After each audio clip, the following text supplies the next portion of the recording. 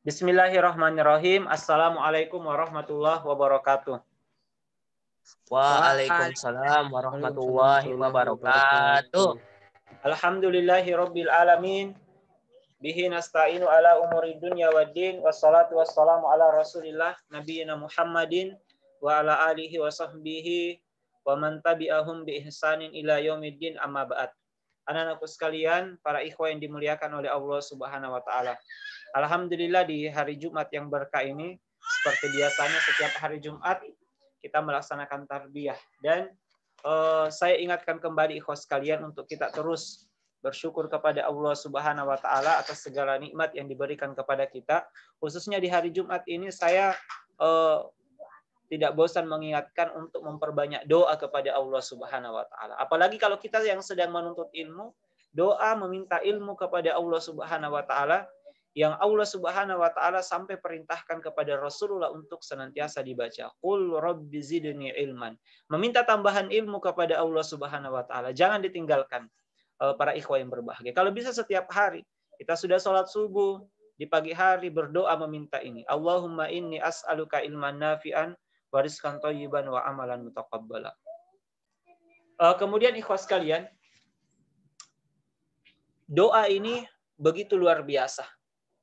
Kita sudah membahas di kelas 8 yang lalu atau materi-materi sebelumnya bagaimana dahsyatnya doa. Sampai-sampai Rasulullah menyebutkan salah satu yang bisa merubah takdir adalah doa. Dengan memperbanyak doa kepada Allah Subhanahu wa taala. Ada takdir yang bisa diubah ikhwas sekalian. Apalagi kita sudah melewati materi tentang takdir. Jadi perbanyak doa.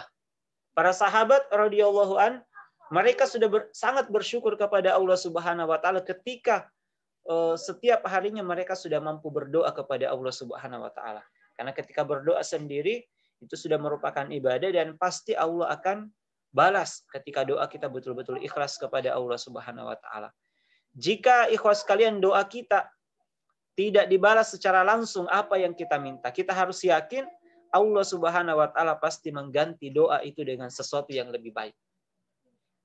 Paling tidak atau Allah akan balas nanti di hari kemudian, di yaumil akhir, hari yang sangat kita butuhkan pahala di sisi Allah Subhanahu wa taala. Para ikhwan dimuliakan oleh Allah Subhanahu wa taala, kita akan masuk materi kita pada hari ini tentang puasa.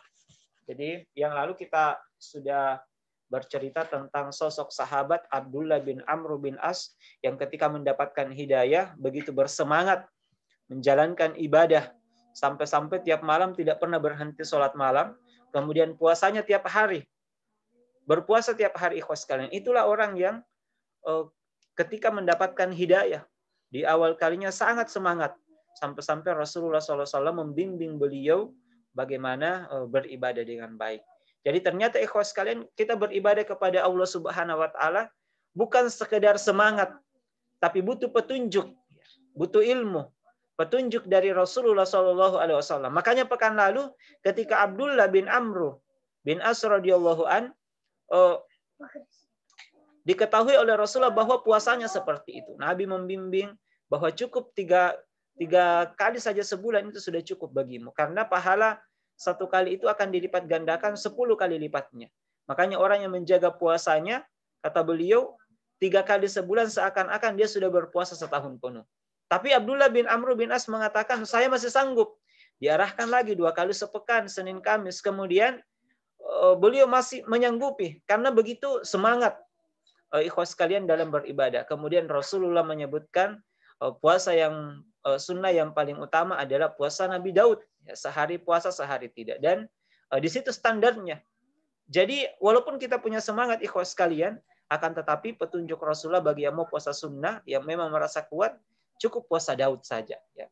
Cukup puasa Daud sebagai standar dan tidak puasa tiap hari, ya.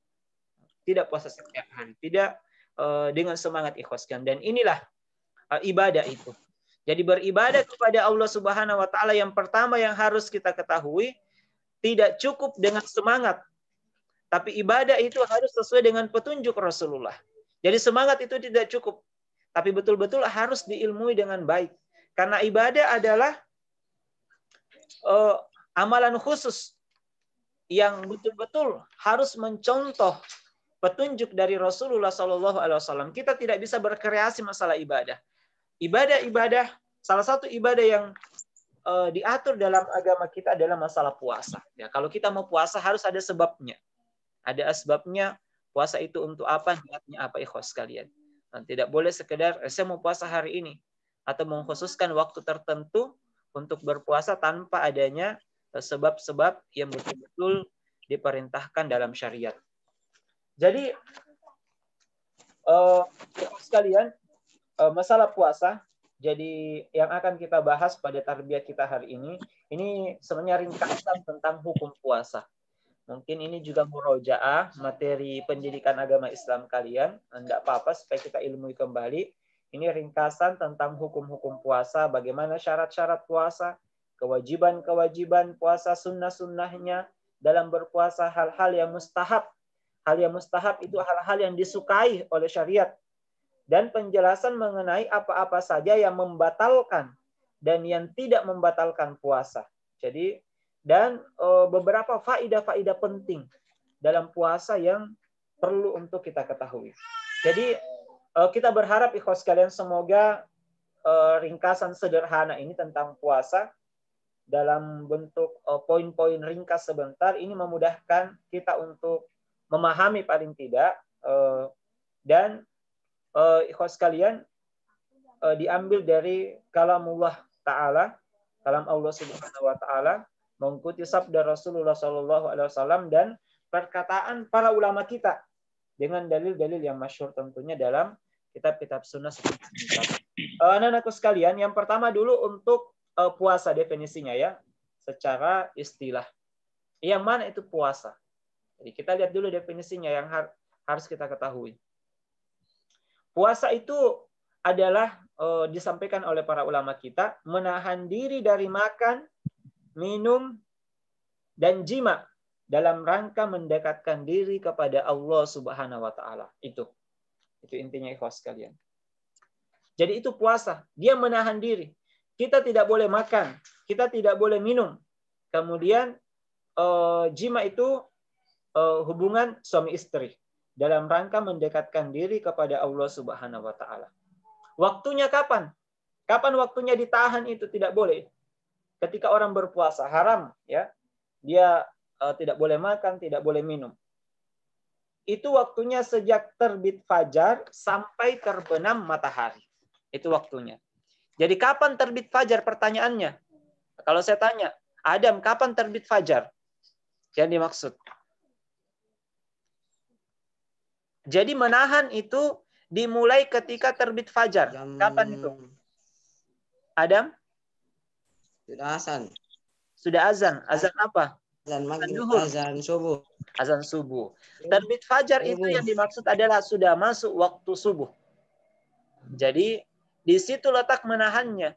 Jadi kalau kita bangun sahur untuk niat puasa, maka menahan itu dimulai ketika sudah masuk waktu subuh. Jadi masuk waktu subuh. Azan subuh. Kemudian puasa itu ada yang wajib, ada yang sunnah. Puasa wajib adalah puasa Ramadan. Puasa di bulan suci Ramadan. Dia adalah wajib. Bahkan sebagian besar ulama kita menyebutkan yang sengaja tidak puasa Ramadan, dia sengaja tidak ada alasannya. Hanya sekedar malas, itu bisa membatalkan keislamannya. Kenapa bisa batal Islamnya? Karena dia masuk dalam rukun Islam. Maka puasa Ramadan itu wajib. Diperhatikan 5 rukun Islam itu, kalau rukun Islam yang 5, tidak boleh kita sengaja meninggalkannya tanpa ada alasan yang disyariatkan. Uzur namanya, uzur syar'i itu alasan yang dibolehkan oleh syariat untuk kita tinggalkan. Jadi 5 rukun Islam. Jadi kalau yang pertama, kita kan sudah bahas rukun Islam ya. Yang pertama syahadat. Kalau orang mau masuk Islam, dia harus bersyahadat dulu. Tidak boleh langsung sholat. Syahadat la ilaha illallah Muhammadar Rasulullah, syahadatain. Kemudian yang kedua adalah apa rukun Islam yang kedua? Yang kedua setelah syahadat. Sholat. Mendirikan sholat. Sholat mana yang dimaksud yang wajib di situ? Adalah sholat yang 5 waktu. Kemudian sholat-sholat wajib yang lainnya yang sudah ditentukan syariat. Seperti kita laki-laki sholat Jumat wajib. Ya. Kemudian yang ketiga setelah sholat, apa yang ketiga setelah sholat? Puasa. Puasa. Yang ketiga sesuai urutannya. Yang dulu. Zakat. Zakat, menunaikan zakat. Zakat ini, zakat yang mana yang dimaksud itu zakat? Wajib ya, tidak boleh sengaja kita meninggalkan zakat. Nah, zakat itu macam-macam. Ada yang fitrah. Nah, biasa dilaksanakan itu setiap Ramadan. Itu fitrah itu artinya untuk seluruh manusia. Ya. Bahkan biar anak-anak itu wajib dikeluarkan zakat. Itu namanya zakat fitrah. Fitrahnya ketika dia sudah lahir jadi manusia wajib. Kemudian ada jenis zakat yang lainnya. Yang Allah berikan harta, rezeki yang melimpah, ada standarnya. Ya. Punya uang banyak, adanya zakat harta, wajib dikeluarkan. 2,5% kalau sampai 1 tahun. Kalau sengaja tidak bayar zakat, padahal dia punya harta yang banyak, bisa membatalkan juga keislamannya. Nah, ini terkenal kisahnya di zaman Abu Bakar radhiyallahu anhu. Ketika beliau khalifah, banyak orang tidak mau bayar zakat.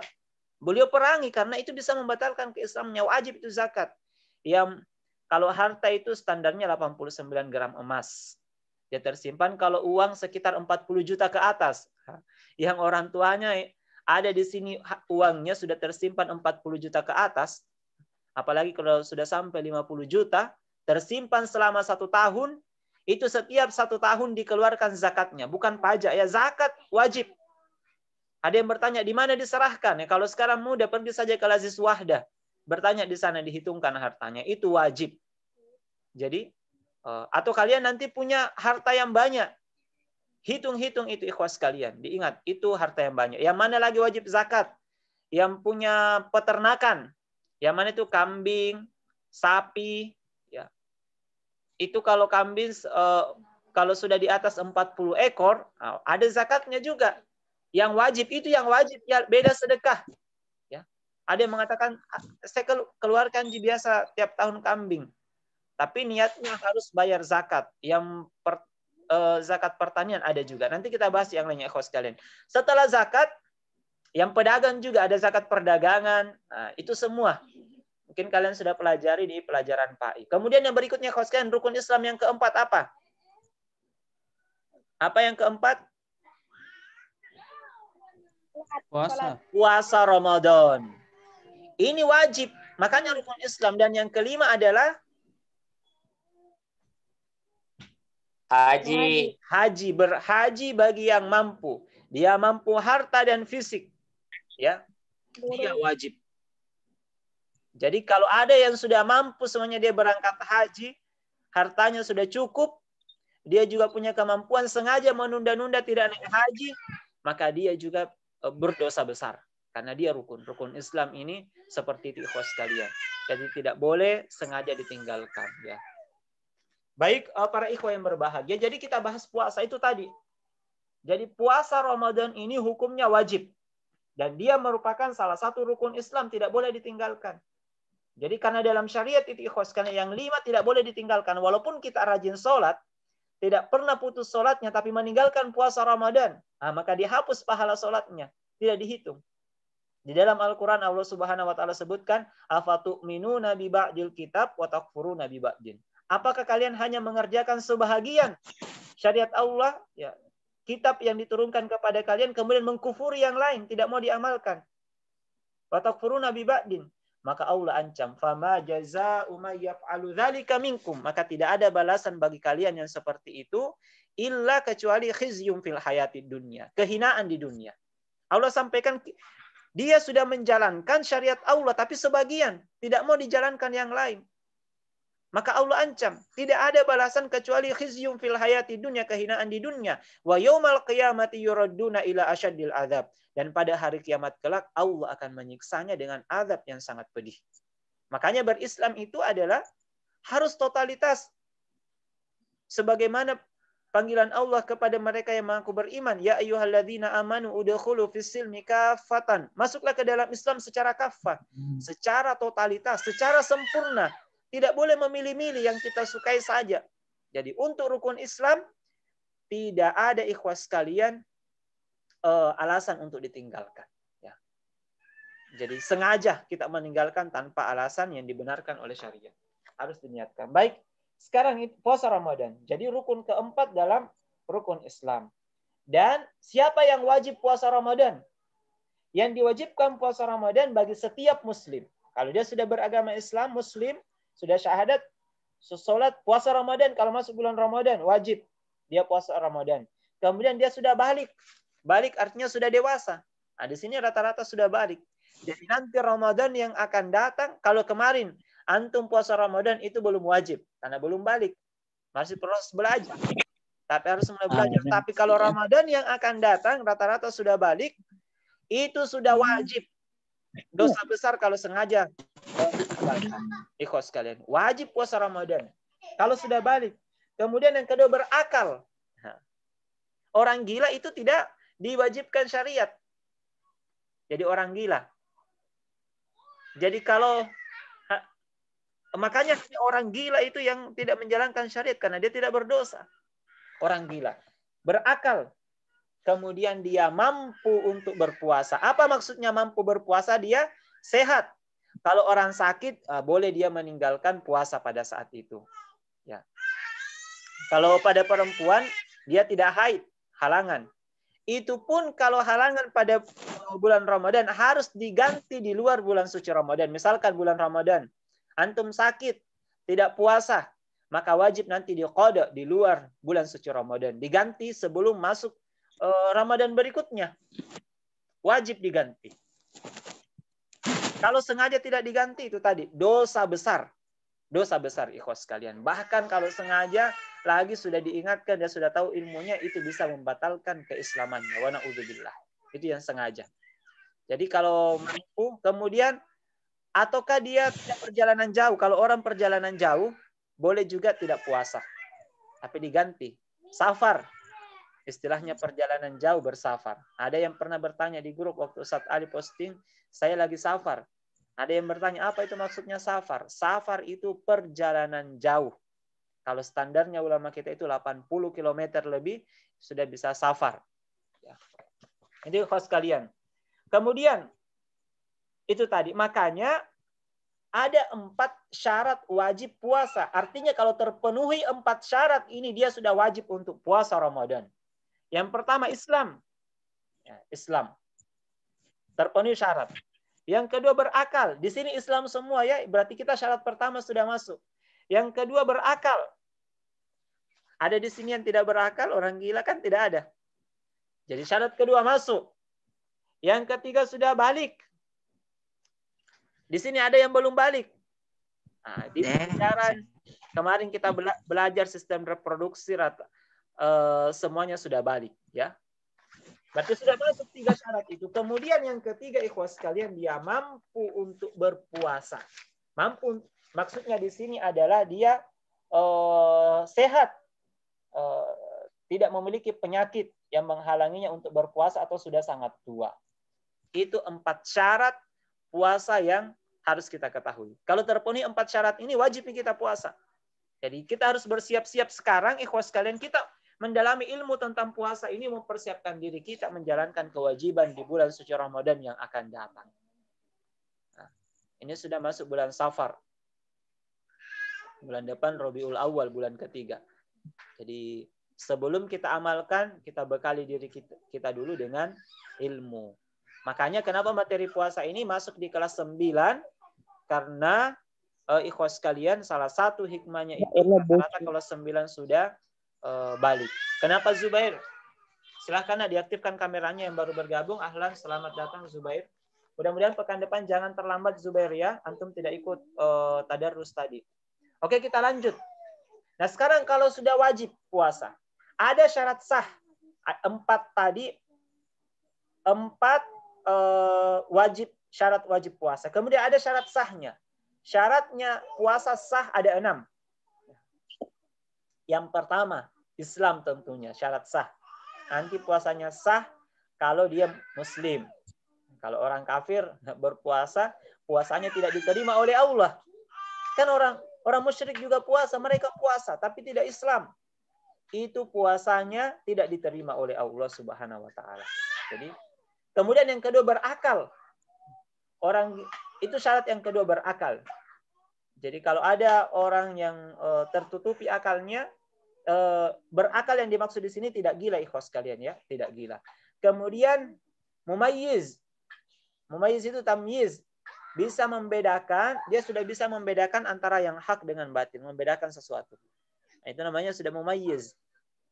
Kita sudah bisa, ikhwas kalian, karena Allah menyebutkan dalam Al-Quran, fa'alhamaha fujuraha wa taqwaha. Pada dasarnya, Allah sudah memberikan ilham kepada kita untuk membedakan antara yang fujur dengan yang takwa. Nah, Adam sudah tahu, oh ini bagus, ini tidak bagus. Jadi, itu ikhwas kalian. Kemudian, syarat yang keempat, puasanya sah selesai dari haid untuk perempuan. Jadi kalau perempuan haid itu tidak sah puasanya kalau berpuasa. Ada yang bertanya, bagaimana kalau dia puasa tiba-tiba sore kemudian haid? Maka jawabannya batal, walaupun sisa 5 menit. Nah, itu kalau dia perempuan. Kemudian ditambah yang kelima, untuk perempuan juga syarat kelima selesai dari nifas. Sekarang apa itu nifas? Nifas itu adalah pendarahan pada perempuan setelah dia selesai melahirkan. Perempuan itu kalau sudah melahirkan, ikhwas sekalian, itu pendarahannya sampai 40 hari. Itu ibu kita itu. Luar biasa. Setelah melahirkan, maka diberikan keringanan dalam syariat. Tidak wajib puasa dan tidak wajib sholat. Selama 40 hari. Karena kesibuk. Itulah ikhwas yang kemudahan-kemudahan yang Allah Subhanahu wa taala berikan kepada hamba-hambanya. Itu selesai. Dan yang keenam, syarat sahnya harus ada niat berpuasa di malam hari. Bagi puasa wajib. Untuk puasa wajib seperti puasa Ramadan, malam harinya harus ada niat. Oh, besok saya mau puasa. Nah, cukup kita mengatakan begitu. Jadi kalau malam hari harus diniatkan. Siapa yang tidak berniat pada malam harinya, maka puasanya pada pagi hari tidak sah. Nah, tidak sah puasanya. Untuk puasa wajib, beda puasa sunnah. Kalau puasa sunnah boleh niatnya pagi hari. Misalkan kita bangun, lupa sahur. Pagi-pagi kita, hari ini hari Senin, jam 7 pagi kita belum makan apa-apa. Kita baru mau berniat puasa sunnah, saya mau puasa sunnah hari ini, itu sah. Tapi puasa wajib tidak boleh. Misalkan sudah masuk 1 Ramadan, kita tidak ingat. Hari Seninnya baru kita tahu dan baru mau berniat, itu tidak sah puasanya. Harus diganti. Jadi untuk puasa wajib, malamnya dia harus berniat. Makanya ikhwas sekalian, kalau malam hari itu malam tanggal 1 Ramadan, ada sidang isbat di pemerintah kita, supaya kita semua bisa berniat. Harus ada ru'yatul hilal, dilihat, oh sudah masuk 1 Ramadan, berarti wajib semuanya berniat untuk berpuasa besok hari. Nah, itu syarat sahnya. Baik, 2 poin ini masalah syarat wajib dan syarat sah. Ada yang mau ditanyakan? Silahkan sebelum kita lanjut. Ada pertanyaan? Tidak ada ya? Kalau tidak ada yang menyahut berarti tidak ada pertanyaan. Baik. Kita lanjut ikhwas sekalian. Masih ada waktu, saya lanjut lagi 1 bagian lagi insya Allah. Sunnah dalam berpuasa. Jadi saya tambah, masih ada waktunya sekitar 5 menit sunnah-sunnah. Kemudian masalah pembatal puasa insya Allah akan kita bahas di pertemuan yang akan datang. Sunnah-sunnah berpuasa. Sunnah puasa itu ada 6. Ya. Ini 6 yang akan kita sebutkan. Yang pertama, mengakhirkan sahur hingga bagian akhir malam. Selama tidak khawatir terbitnya fajar. Jadi sahur itu lebih utama diakhirkan. Jangan sahur jam 2 malam, jam 3 malam. Lebih utama kita sahur seperti jam 4, jam 4 subuh. Jangan jam 2 subuh, jam 3 terlalu cepat. Untuk sahurnya disunnahkan diakhirkan. Apa artinya disunnahkan, ikhwas sekalian? Kita akan mendapatkan keutamaan khusus dari Allah Subhanahu wa taala. Jadi orang berpuasa itu beda-beda tingkatan pahalanya. Ada yang menjalankan sunnah-sunnahnya. Dia jaga dengan baik. Maka derajat puasanya beda dengan yang sekedar yang penting puasa orang. Dia hanya menuntaskan syarat sahnya sama syarat wajibnya tadi. Itu beda kedudukannya dengan mereka yang mengejar sunnah lagi. Dia diakhirkan sahurnya. Mengakhirkan sahur selama tidak khawatir terbitnya fajar. Kemudian yang kedua, ketika buka puasa, dia segera akan berbuka. Ketika sudah pasti tenggelamnya matahari. Nah, salah satu tandanya sudah azan maghrib. Maka segera berbuka, jangan ditunda. Jangan ditunda-tunda. Dia tidak boleh kita katakan, nanti Isya dia masih kuat. Itu puasanya kurang afdol. Afdolnya yang utama adalah segera berbuka. Jangan ditunda-tunda buka puasanya. Kemudian yang ketiga, sunnah-sunnah ketika orang berpuasa, memperbanyak amal-amal kebaikan. Dan yang terdepan adalah menjaga sholat 5 waktu tepat pada waktunya.